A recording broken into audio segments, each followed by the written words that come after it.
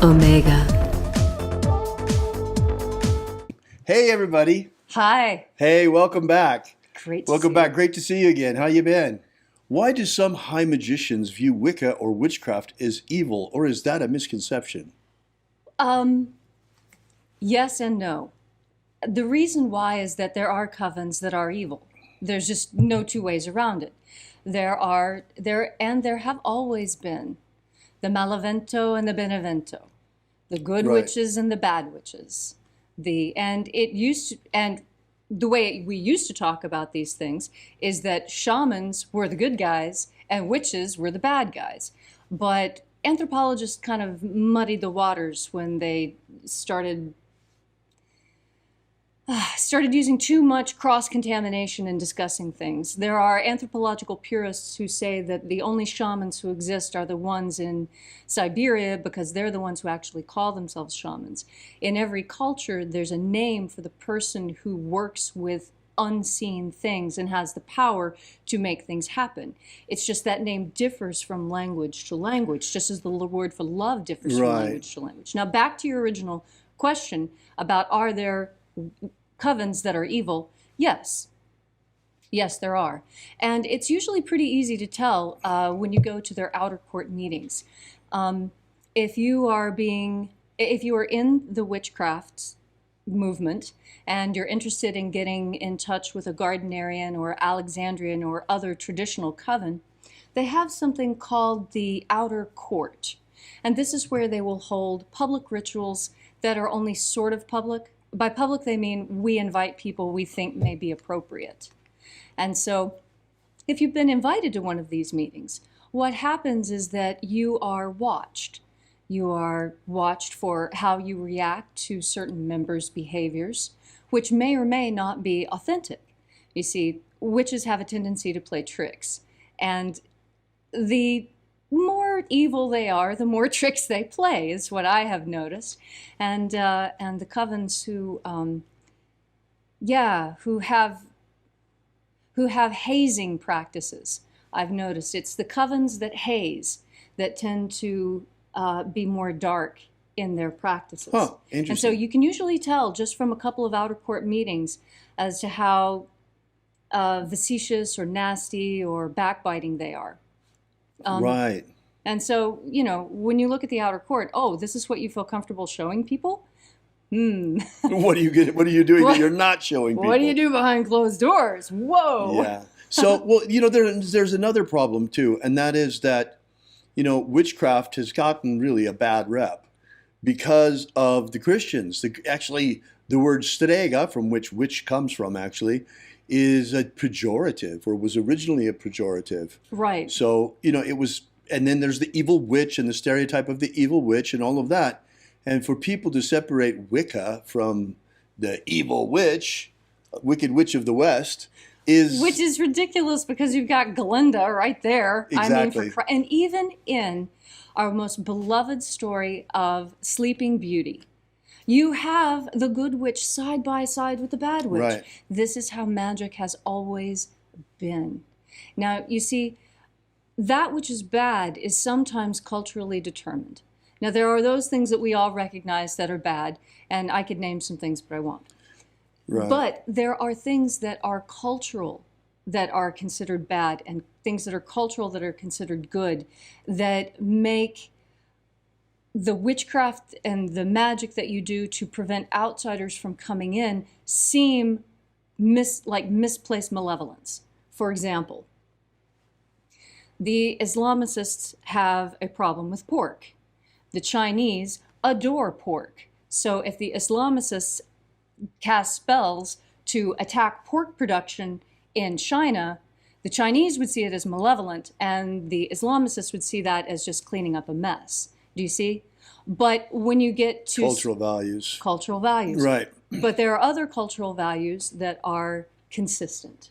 Right. We all believe that you should love your spouse. That is a cross-cultural constant, no matter what culture you're in. Well, why do some high magicians view witchcraft, Wicca, as evil? I think that is a bit of a misconception, Fiona, the way that you state the question. I think you're not dealing so much with high magicians as you are with Ceremonial Satanists, perhaps? no Christian prejudice, Right. fundamentalist Christian prejudice in our culture. Which leaks over. Well, imagine. I mean, Leslie and I are dealing with this all the time because, I mean, more so probably than even witchcraft because we're so out there with the magic of Jesus. We get outraged. There are people out, what do you mean the magic of Jesus? Magic is evil. Well, sorry, the magic of Jesus is the magic of Jesus, and it's not evil. And God, you're sounding as crazy as the Pharisees by even saying that. Oh, and don't get me wrong. There are witches' covens who think that Jesus is evil. Right. And the mere mention of Jesus or anything positive about Christianity or even, the slight hint of a hymn, and you're kicked out of the group. I can attest to this. I have been kicked out of groups before for simply stating that I thought perhaps we might view Jesus in the same way that we view Krishna or Ganesha or Ekat or Zeus or any of the others. Right. Can't we just put him in the pantheon? Right. Yeah. So you see, there are all of these cultural things that we're dealing with, but particularly high magicians viewing Wicca witchcraft as evil, not so much. That sounds more like just snobbery. Right. It's more like, yeah. Because if we are high magicians and you're Right. just still mucking about around fire and it's pits. kind of silly too, because high magic and low magic each have their place. Leslie is really, really masterful in low magic. She comes from the spells background. I come from the high magic background. And we've really learned a lot from one another. Yes. And this course here in Spellwork, there are actually a lot of high magicians in this course as well, which I try to keep the high magic questions out of here and in the Golden Dawn, but it's not so easy sometimes. Then we have yet another problem, and that is that, okay, so there are fundamentalist Christians that are saying all of magic is evil, even high magic. That's what we're running into. Even the magic of Jesus. I mean, the word magic is like showing a red flag, a red cape to a bull for these people. For some, yes. For some, it's really, really, really is quite astonishing. And then we have the other problem, which is that, okay, since the Christians are saying that, since certain fundamentalist Christians are saying that magic is evil, even the magic of Jesus, believe it or not, then you have the actually evil people, the Satanists, who are taking advantage of this. Yes. And are saying that there's no Hugely. such thing as the magic of light or white magic. All magic is evil. Yes, the Christians are right. All magic is evil, and everything other than magic is dogma, Right. No. which is equally as wrong. Yes. Yes. It's it as is. though high magic and low magic don't exist outside of black magic, which is absolutely silly. That would be like saying the only way that you can possibly use nuclear energy is to blow things up. Exactly. It's like it's really silly. But you run into this. I mean, you if you've never run into it before, go look at the channel of E.A. Quetting, and they'll have several videos about the right hand path debunked or whatever, and it's totally insane. It makes these false dichotomies between dogma on the right hand path is dogma, and the left hand path is individuality and freedom. Well, that's a crock of manure. Yes. Most Because certainly. Satanism is not a path of freedom. It's a path of slavery. I mean, you just take a look at these people. I mean, they're they have all kinds of problems. I mean, look at their lives. And, they've either blown out their nose with coke or they have all of these other problems as well. And it has nothing to do with magic, certainly not to do with the magic of light. But when you're invoking negative forces all the time, well, if you go to bed with dogs, don't be surprised if you wake up with fleas. Right. It's just like someone who insists on eating cake at every meal. Why are they surprised when they've put on a few pounds? It would seem to us to be ridiculous that they're not really paying attention to what they're doing and how what they're doing and what they're saying don't match. Right. As long as we're talking about this, I'm kind of exploring it while we talk. Yes. It's like, how is it possible that, okay, we're in a situation here on this planet right now where we're overrun with demons.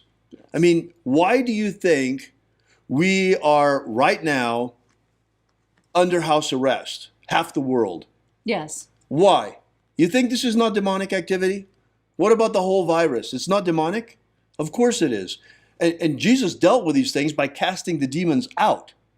Okay, so why on earth, now that the real path is to liberate ourselves from these forces that are already dominating human consciousness on this material plane, what is the point of deifying them, glorifying them? Oh, yes, all. It's like turning the guards of a prison into some sort of demigods. It's the worst kind of Stockholm syndrome. Totally. It's Stockholm syndrome, absolutely.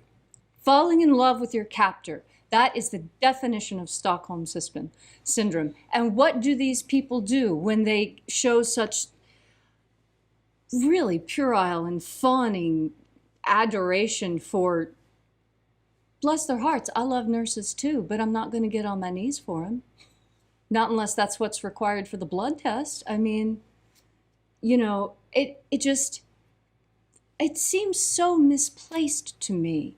Because, in fact, we have heard reports that the doctors are having no work to do at all at the hospitals, and they're getting drunk and watching movies because the hospitals are empty. The elective surgeries have been canceled. We could go on and on about the situation with COVID-19. There is one thing I'd like to say before we leave the subject, though, of this business of people seeing witchcraft as evil. There is one thing in witchcraft that Leslie and I have already shined a light on and hopefully is changing, and it really should change, and that is the infiltration of black magic into witchcraft. This is coming primarily, in my opinion, through voodoo channels. Right. Voodoo was always seen as something very tribal, and when anthropologists started studying voodoo and vodun and hoodoo and the associated practices more, that put it out into the general literature. And many times, familiarity will remove the stain from something. This is why there really needs to be, people really need to get a good education in both high magic and low magic, in my opinion.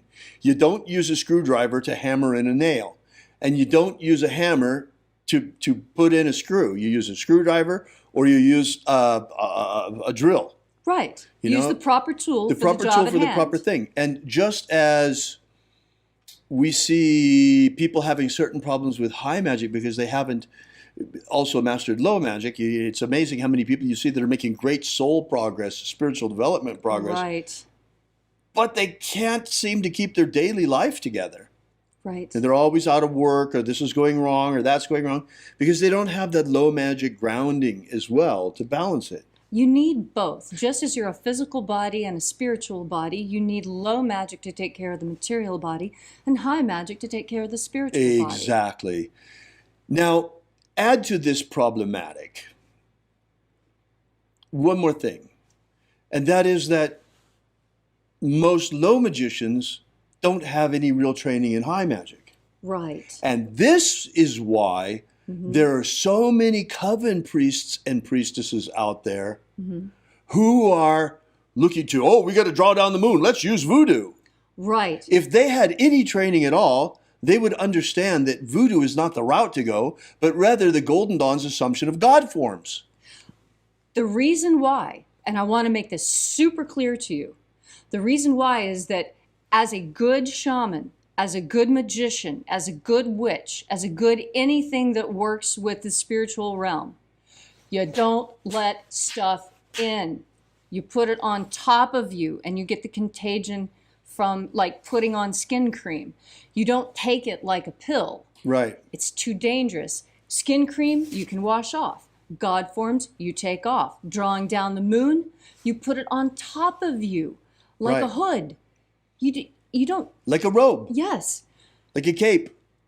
Santeria, voodoo, hoodoo, all those. It's all based on possession. That's the last thing you want to do is Don't let it invite in. demonic possession. Don't let it in. Don't Don't let do in. Because if you do, and you are not strong enough to expel it, don't get me wrong. I know shamans and witches who are fully strong enough to walk into a person who's demonically possessed, And pull it out. suck it out into themselves, and then barf it back up. I know people strong enough to do that, but they're definitely not beginners. And it's definitely not the best way to go about it. And they were trained by people who had done this, trained by people who had done it. It wasn't something that they just, well, I think if I do what I read in the book, it'll probably work out. No. I know for a fact that informants regularly lie and mislead anthropologists. You cannot always trust the anthropological record as being authentic because the people who are talking to the anthropologists don't always trust them enough to tell them the truth. The Illuminati have cast a powerful spell on the peoples of the earth, and while many still sleepwalk like zombies in a trance, they have prepared everything nearly to enslave humanity under a new world empire. Of our hearts, the power of our magic, and the strength of our numbers, we still can break the spell put on our people. We're just a ragtag bunch of magicians armed only with the power of our prayer and the power of our faith and the power of our magic. But whether you be Christian, Jew, Wiccan, pagan, magician, shamanic practitioner, or any other stripe of spiritual warrior of humanity, against this evil falls to us. So we, who now, to stand with us against the rising darkness, because you're our only hope.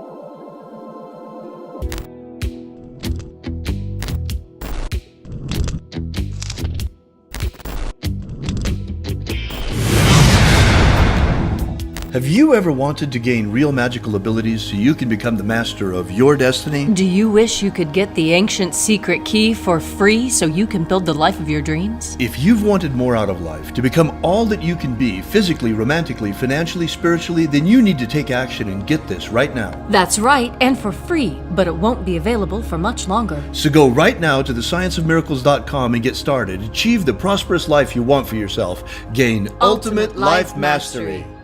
Are you familiar with the Rosicrucian with what's his name? He's popular in the States.